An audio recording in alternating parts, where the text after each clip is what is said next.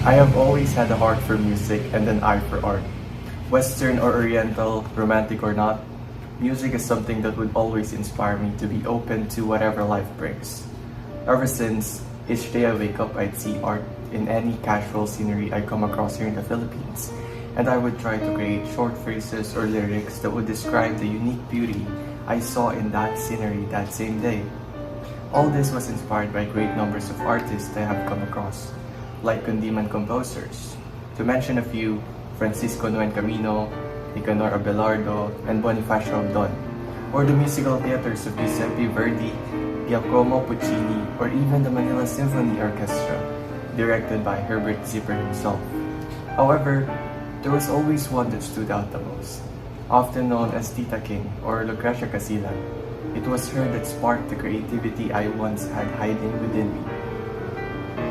Lucrecia Casilag's piano compositions had such great concept, composing for a period of over 50 years and ending up with well over 200 pieces to encourage wider performance of her works, and having the privilege to be seen as a national artist. With such inspiration and interest, our production team has personally contacted Lucrecia Kasilag herself to be interviewed by our interviewers to admire and further recognize her many contributions to music.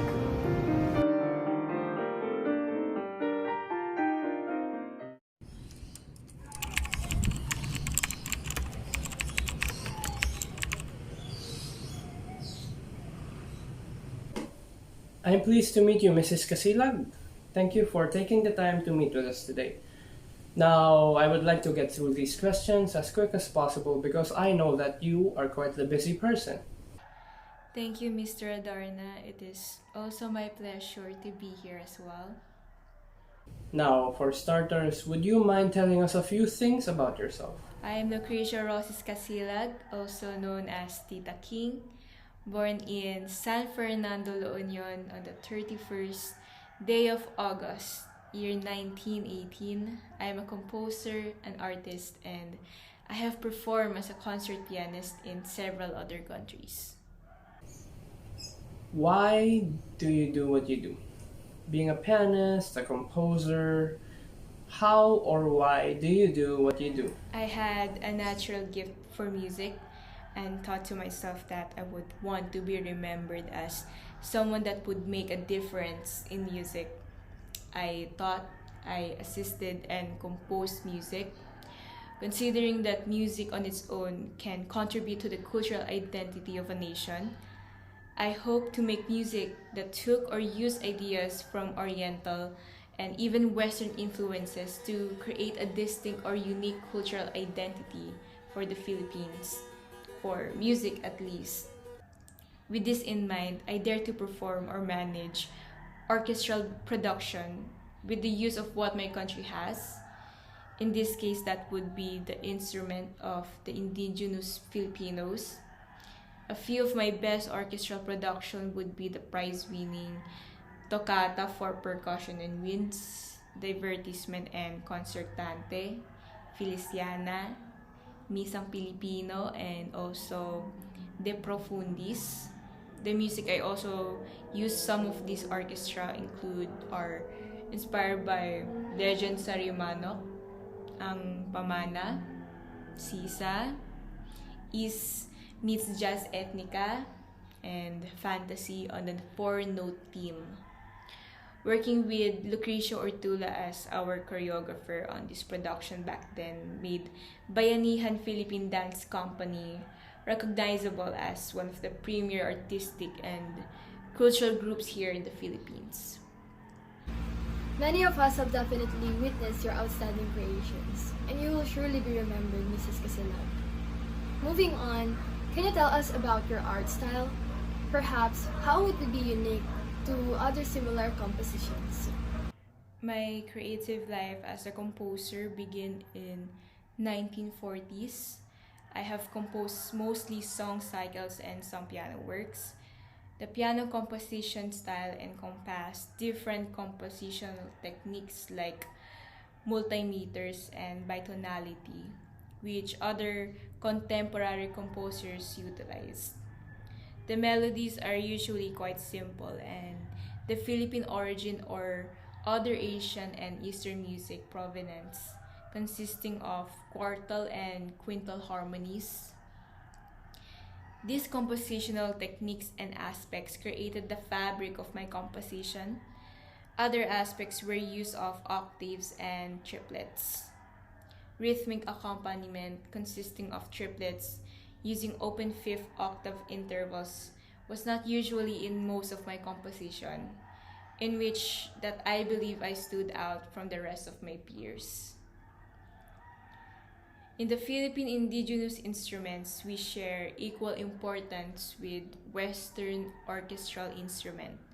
The toccata for percussion and winds, orientalia suite for piano, chamber, and Philippine percussion instruments, Visions dialogue for a Western flute and Pinoy flute avec, wind chimes and kubing, Fantasia on a kulintang tune, Philippine ethnic and song cycle, and the 5 Philippine folk songs are just some of the numerous instrumental works where Western and Eastern aesthetics converge seamlessly. I was proud of my work since these indigenous instruments stand on their own as music instruments that contribute to melodic and harmonic structure of the music rather than merely providing a texture and timbre.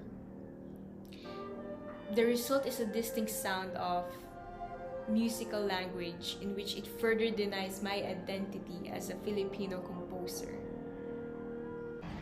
I am truly in awe of your works. I can see your pure determination and creativity in all aspects. Lastly, what can you say about the importance or impact of, say, your works in your country? As an educator, composer, and performer, incorporating indigenous Filipino music with Western influences, thus paving the way for more experimentation among Filipino musicians. I also pioneered modernism in Philippine music, making more than 350 compositions in a glorious span of more than 5 decades, which helped enrich the country's establishment of cultural heritage for both music and arts. I also made numerous compositions as the musical director for the Bayanihan Dance Company by involving traditional Philippine instruments like the bakan, gandingan, babandil, and agong in showcasing Philippine folk and ethnic dances on the global stage. And that's why I was conferred as the National Artist Award for Music in 1989. And that's what I was able to solidify my position as an iconic figure who helped propel Philippine music further into national consciousness. And my works in composing incidental music to a historical play have been centered and considered as one of the most controversial figures during the American colonial periods. Even it serves as a secondary aesthetic enhancing Mr. Efren's Yambot's play about Macario Sakay. There was none who denied that my composition stood out in contrast to my other incidental music composition, which centered around Filipinized Western literary works, such as Rolando Tino's adaptations of Shakespeare plays, such as Negosyante ng Venecia, Paano Man ang Pag-ibig, and Romeo at Julieta. Based on what has happened with your work so far and what have you stated, what legacy would you, if possible, want to leave behind for the future generations of Filipino composers? Like I said before, I hope to make a difference in music, may it be something new or to influence the future generation, not just composers, no. And inspire them to be proud of the culture the Philippines has. Simple use of a nationalist ideology in my work can prompt composers to use folk songs from the Philippines and use several indigenous elements as their melodic motif. As we all know, we Filipinos have a wide spectrum of sources geographically and historically, representing over 100 different ethnological groups, social and cultural environments. Popular instrumental ensemble was the rondola, which superseded an earlier type of ensemble called comparsa. The Sarsuela tradition produced a large body of music consisting of songs patterned after opera, arias of the day, as well as short instrumental overtures and interludes. At the heart of the Philippines' long and difficult colonial history, my incidental music shed light to a dramatic play portraying a historical figure of Macario Sakay, who continued to stand against the Western imperialists from the United States, despite the latter's vast political control over the Philippines. It was then a significant point in history that was neither Eastern nor Western, but distinctly Filipino. Using our own culture is enough to spark a great amount of musical creativity that may not inspire just the Filipinos, but to show and share what we Filipinos are capable to do and show what we can do. Thank you. The diverse components of our musical legacy are reflected in the diversity of music genres, tradition, arts, cultures, and subjects. It also reflects the liveliness of our culture. Some ideas and behavior remain constant, while others adapt to changing circumstances, and yet others are formed to meet new demands. Unfortunately, the Filipino capacity for adaptation is significantly greater than our desire to retain old customs and traditions. As a result, many of the characteristics that distinguish us as Filipinos are starting to vanish. However, there are attempts underway to preserve and make our Philippine arts and music history accessible to general public for all ages.